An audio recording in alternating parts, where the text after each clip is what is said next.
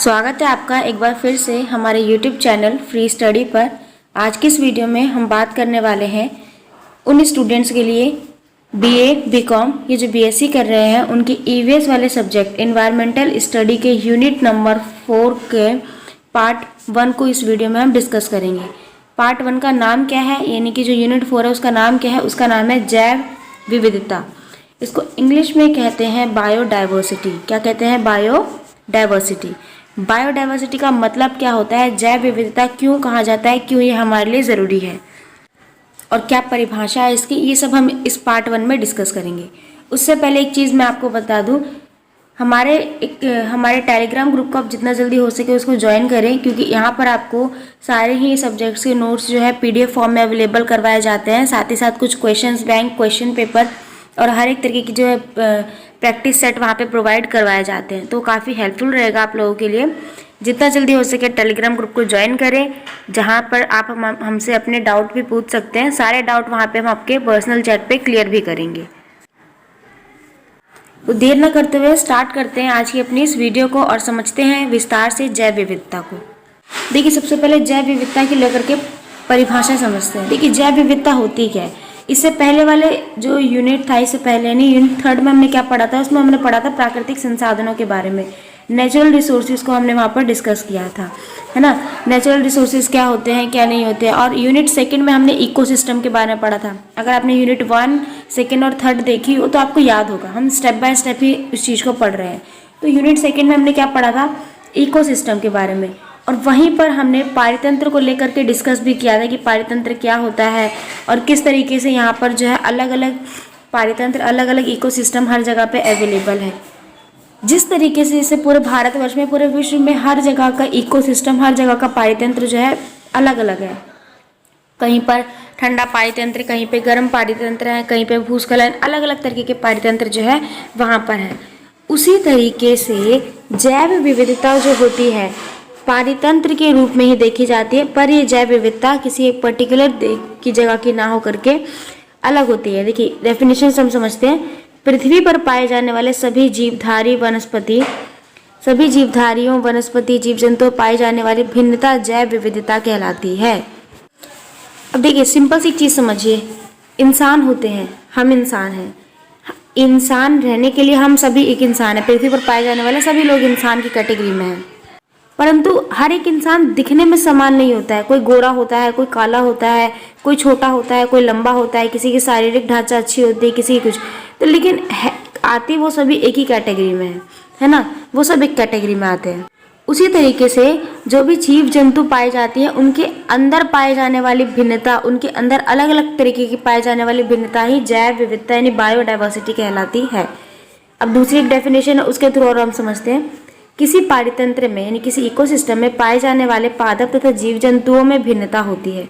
बिल्कुल होती है। अब जैसे एक वाटर इकोसिस्टम है, ठीक, जलीय पारितंत्र है। जलीय पारितंत्र में क्या है? आपको व्हेल देखने को मिलेगी नदियों में, या फिर समुद्र में आपको बड़ी मछलियाँ देखने को मिलेगी, छोटी मछलियाँ भी देखने को मिलेगी, ठीक, बड़े बड़े शार्क भी मिलेंगे देखने के लिए। लेकिन आखिरकार आती वो किस कैटेगरी में? वो सब जैव विविधता। अब वो आती तो एक ही सिस्टम में, इकोसिस्टम में, लेकिन उनके अंदर देखिए भिन्नताएं कितनी है। उनका खाने का तरीका अलग होगा। कुछ छोटी मछलियाँ खाती है, कुछ घास फूस खा के, कुछ छोटे वनस्पति खा के रहती हैं। तो इसका क्या है? ये जैव विविधता है। आई होप क्लियर हो गया हो कि जैव विविधता क्या होती है। उसी तरीके से किसी प्राकृतिक प्रदेश में पाए जाने वाले जानवरों तथा पेड़ पौधों की प्रजातियों में भी भिन्नता ही जैव विविधता कहलाती है। तो आई होप क्लियर हो गया होगा तीनों ही डेफिनेशन से कि जैव विविधता आखिरकार होती क्या है।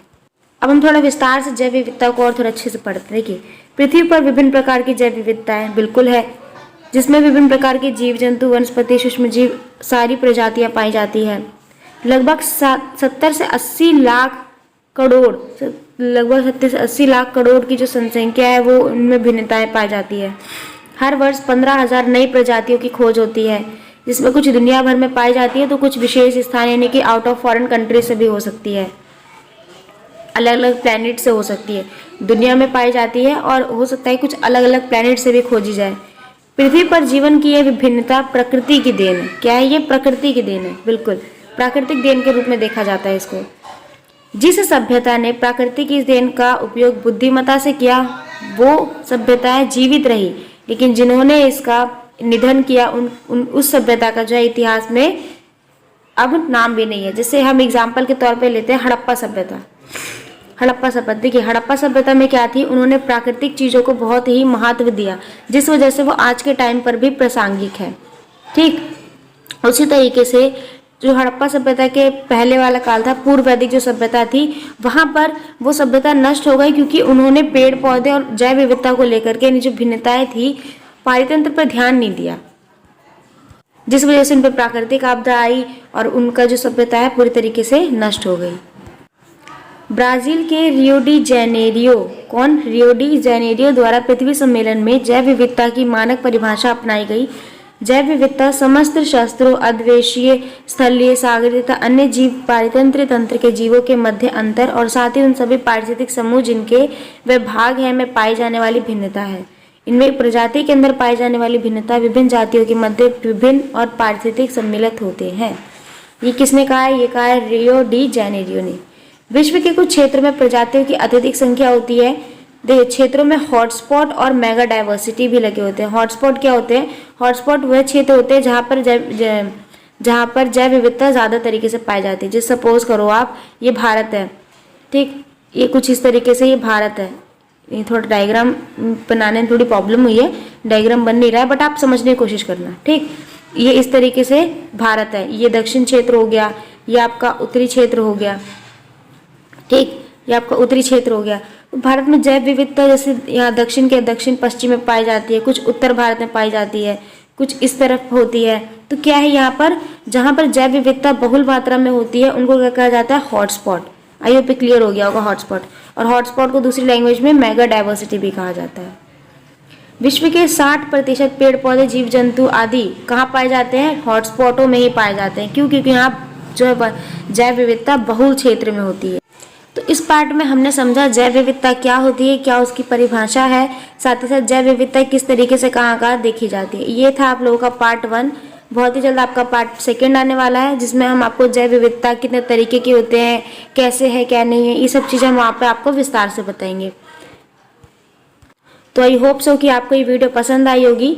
अगर आपको ये वीडियो पसंद आई तो लाइक ज़रूर करें और कमेंट करके ज़रूर बताएं कि आपको ये वीडियो कैसी लगी। साथ ही साथ कमेंट करके हमें ये भी बताएं कि आपको और किस तरीके की वीडियोस हमें आपको चाहिए। हम आपके हर एक कमेंट का रिप्लाई ज़रूर करेंगे। बाकी इस वीडियो को जितना ज़्यादा हो सके शेयर करें, क्योंकि इस वीडियो के पीछे हमारी बहुत मेहनत ली गई है। अलग अलग सोर्सेज से हमने आप लोगों के लिए कंटेंट इकट्ठा किया है। कुछ सोर्सेज बुक सोल से लिए हैं, कुछ अलग अलग तरीके से, कुछ इंटरनेट और इन सब की हेल्प से लिए गए हैं, और बहुत ही आसान शब्दों में हमने आपको समझाने की कोशिश की है। तो आई होप ये क्लियर हुआ होगा आपको। बने रहने के लिए धन्यवाद। जितना ज़्यादा हो सके इस वीडियो को शेयर करें अपने दोस्तों तक, ताकि वो भी अच्छे तरीके से प्रिपेयर कर सके। और थोड़ा सा सब्र रखिए आप, ठीक, थोड़ा सब्र रखिए। हम बहुत ही जल्द आपका सिलेबस भी कंप्लीट करवा देंगे। बस आपको पेशेंस रखना है और पेशेंस के साथ साथ अपनी पढ़ाई को कंटिन्यू रखना है। बने रहने के लिए धन्यवाद। Thanks for watching. मिलते हैं अगली वीडियो में।